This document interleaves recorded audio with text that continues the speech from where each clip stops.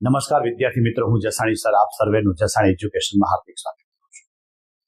Standard 12 science subject physics chapter first વિદ્યુત ક્ષેત્ર અને વિદ્યુત ભાર, જેના અગાઉના લેક્ચરની અંદર આપણે વિદ્યુત ભાર, વિદ્યુતીય બળ, વિદ્યુત ક્ષેત્ર, ફ્લક્સ, ડાયપોલ મોમેન્ટ અને એના પરથી આપણે એ ડાયપોલ માટેની અક્ષ પરનું અને લંબ દ્વિભાજક પરનું સૂત્ર અને છેલ્લે ટોર્કના સૂત્ર, બરાબર. અને એ જે તે વિભાગના લેક્ચર છે, જે તે વિભાગના વિડીયો છે, એ થિયરી ટોપ ટુ બોટમ, એની સાથેના ઉદાહરણના એક્ઝામ્પલ, સ્વાધ્યાયના એક્ઝામ્પલ અને અગત્યના એમસીક્યુ.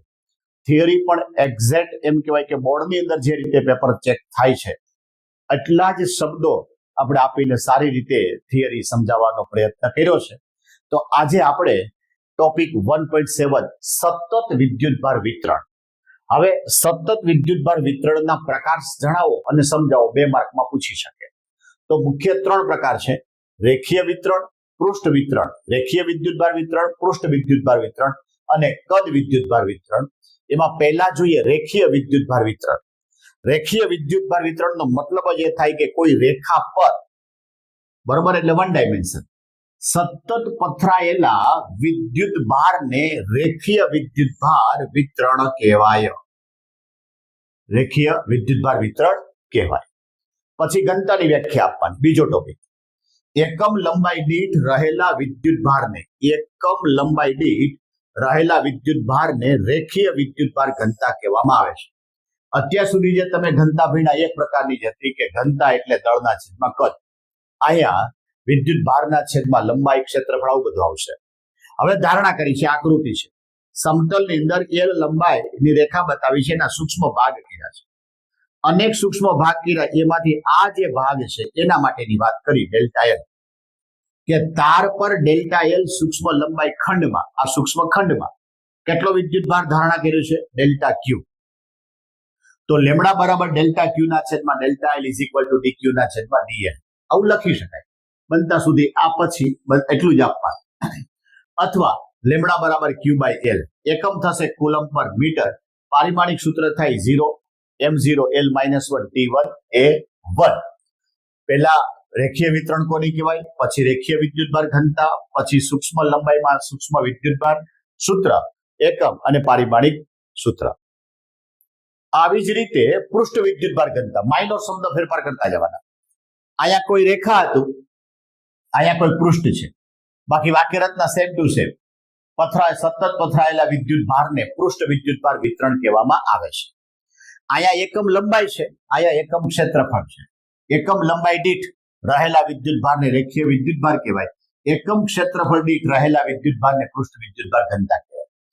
આની અંદર સમતલમાં એલ લંબાઈની રેખા લીધી, અહીંયા સમતલની અંદર એક બીજા પ્રકારનું સમતલ લીધું છે, એને સૂક્ષ્મ ખંડની અંદર વેચ્યું છે. આ સૂક્ષ્મ ખંડને વેચવાથી એમ કહેવાય કે અહીંયા કોના માટે વાત થાય, તો કે આ રેડ પેન થી જે બતાવ્યું એનો સ્થાન સદિશ આર છે ને એના માટે આપણે વાત કરીએ છીએ કે સુવાહક સપાટી પર ડેલ્ટા એ સૂક્ષ્મ ખંડમાં, આ એ છે, ડેલ્ટા એ સૂક્ષ્મ ખંડમાં વિદ્યુતભાર કેટલો છે? ડેલ્ટા ક્યુ. પૃષ્ઠ ઘનતાને શેના વડે બતાવાય, તો કે સિગ્મા વડે બતાવું, ડેલ્ટા ક્યુ ના છેદમાં ડેલ્ટા એ. આ ન લખો તો ચાલે. અથવા સિગ્મા બરાબર ક્યુ બાય એ, એકમ થાય કુલમ પર મીટર સ્ક્વેર, પારિમાણિક સૂત્ર m0 l - 2 t1 a 1. અહીંયા રેખા હતું ત્યાં પૃષ્ઠ, અહીંયા એકમ લંબાઈ તો ત્યાં એકમ ક્ષેત્રફળ, અહીંયા સૂક્ષ્મ લંબાઈ તો સૂક્ષ્મ ખંડ. આને લેમડા વડે બતાવાય તો આને સિગ્મા વડે બતાવાય. અહીંયા ડેલ્ટા એલ છે તો અહીંયા ડેલ્ટા એ છે. કુલમ પર મીટર સ્ક્વેર, એટલો જ ખાલી ફેરફાર થાય. તફાવતના સ્વરૂપમાં પણ આવું પૂછી શકે.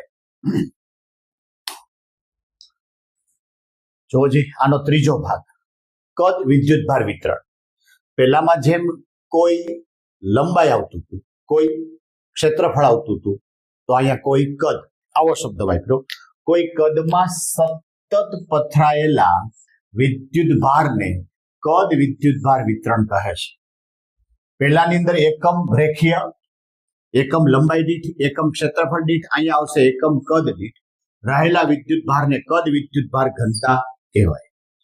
જો સ્થૂળ સ્તરે નાનો કદ ખંડ, પહેલામાં લંબાઈ ખંડ, બીજામાં પૃષ્ઠખંડ, ત્રીજાની અંદર આમાં કદખંડ ડેલ્ટા વી માં વિદ્યુતભાર કેટલો છે ડેલ્ટા ક્યુ.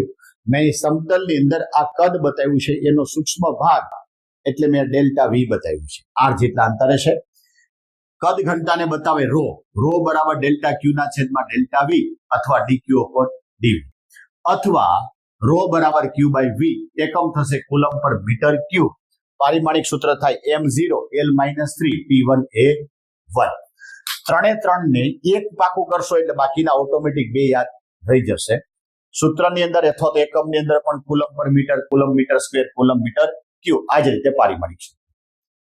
કોઈ વાર આવી રીતે આ સૂત્રનો ઉપયોગ કરવાનો થાય. ખરેખર તો વિતરણ દ્વારા આપણે વિદ્યુત ક્ષેત્રનું સૂત્ર મેળવવાનો આવા ક્વેશ્ચન હતા. હવે અહીં મેં ટૂંકમાં આપ્યું છે કે વિદ્યુતભાર વિતરણ માટે વિદ્યુત ક્ષેત્રના સૂત્ર જો રેખીય વિતરણ હોય તો E બરાબર કે અચળ છે સંકલન લેમડા dl. કેવી રીતે?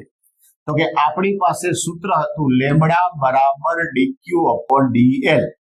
તો dq ને જો હું કરતા બનાવું તો લેમડા dl થઈ શકે, લેમડા dl થઈ શકે છેદમાં r dash minus r square r caret. આ જે છે જે તે બિંદુનો સ્થાન સદિશ છે, આ સૂક્ષ્મ ખંડનો સ્થાન સદિશ છે. એટલે આપણે જે ડાયાગ્રામ બતાવ્યો છે એની અંદર હજી થોડો એડ કરવું પડે, પણ આપણે સૂત્રથી મતલબ છે એટલે મેં અહીં અલગથી આપ્યું. પૃષ્ઠ હોય તો જો એમને જ રહ્યું. અહીંયા 0 થી l, અહીંયા આવે 0 થી a, અહીંયા આવે સિગ્મા ડેલ્ટા એની જગ્યાએથી જે ડેલ્ટા a છેદ એમનમ, બાકી બધું એમનમ. કદ વિતરણ હોય તો આ k અહીંયા આવી જાય 0 થી v, અહીંયા રો ડેલ્ટા v અથવા તો dv છેદ એમનમ r કેરેટ.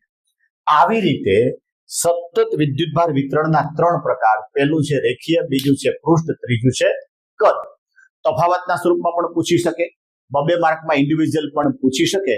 અને આ જે સૂત્ર છે એ આપણને ગમે ત્યાં એક્ઝામ્પલ ગણવા માટે આપણને કામ લાગશે. આના પાછળ જો કેરેટ મૂકો તો અહીં સદિશ આવવું જોઈએ. જો જે આને અનુરૂપ એક પ્રકારનો એક્ઝામ્પલ છે અથવા તો એમસીક્યુ છે જે ઘણી બધી વાર પૂછાય છે કે એ ત્રિજ્યાના વર્તુળના પરિઘ પર, વર્તુળ છે એની ત્રિજ્યા એ છે, એના પરિઘ પર વિદ્યુત ભારની રેખીય ઘનતા અહીંયા આપી દીધી છે લેમડા બરાબર લેમડા 0 કોસ સ્ક્વેર થીટા. તો તેના પરિઘ પર રહેલ વિદ્યુત ભાર કેટલો? હવે મેં એ ત્રિજ્યાનું વર્તુળ દોર્યું છે, એની અંદર મેં નાની અમથી ચાપ બતાવી છે. આ ચાપ છે, આ ચાપ છે. એ ચાપ વર્તુળના કેન્દ્ર સાથે ચાપે આંતરેલો ખૂણો ડી થીટા છે અને ત્રિજ્યા એ છે. તો આ જે ચાપ છે એ સૂક્ષ્મ ભાગ થયો. તો સૂક્ષ્મ ભાગ એટલે dl બરાબર a ડી થીટા. લેમડા બરાબર લેમડા 0 કોસ થીટા આપણને આપી દીધું છે.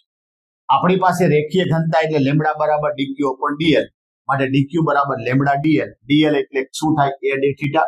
લેમડા એટલે લેમડા 0 કોસ સ્ક્વેર થીટા બરાબર, અને a ડી થીટા મૂકી દીધું. અમારે કુલ વિદ્યુત ભાર મેળવવો હોય તો q બરાબર સંકલન dq. માટે એમ કહેવાય કે a અને લેમડા 0 અચળ છે એટલું સંકલન ન થાય એટલે બાદ સંકલન cos square theta d theta. હવે આ જે cos square theta d theta છે એનું સંકલન પાઈ આપી દીધું છે એટલે આપણને આન્સર આવી ગયો a લેમડા 0 પાઈ. જો અહીંયા સ્ક્વેર ન હોય, ખાલી લેમડા 0 cos થીટા હોય તો એનું સંકલન થાત 0, તો આપણનો વિદ્યુત ભાર થઈ જાય 0. એટલે અહીંયા ખાસ વાંચવાનું છે, ઘણી વખત એ લોકો રકમ ફેરવતા હોય છે. જો અહીંયા સ્ક્વેર તો પાઈ, જો અહીંયા સ્ક્વેર નથી તો 0, તો જવાબ 0. આવો જ એમસીક્યુ 2023 માં પૂછાણો. 25 સેન્ટીમીટર ત્રિજ્યાના ગોળાકાર કવચ, 25 સેન્ટીમીટર ત્રિજ્યા ગોળાકાર કવચ, કવચ એટલે પોલો ગોળો, 3/5 કુલમ પર મીટર સ્ક્વેર જેટલી વિદ્યુત ભાર ઘનતા. હવે આના પરથી આપણને ખબર પડે કે આ પૃષ્ઠ ઘનતા છે, કારણ કે કુલમ પર મીટર સ્ક્વેર. મેળવવા જરૂરી વિદ્યુત ભાર કેટલો? તો કે મારી પાસે એની ત્રિજ્યા 25 સેન્ટીમીટર એટલે 25 × 10⁻² મીટર. કવચનું ક્ષેત્રફળ 4πr². પૃષ્ઠ ઘનતા આપ્યું 3/5 કુલમ પર મીટર સ્ક્વેર. મારી પાસે સૂત્ર છે કે સિગ્મા બરાબર q બાય a, તો q બરાબર સિગ્મા a એટલે 4πr².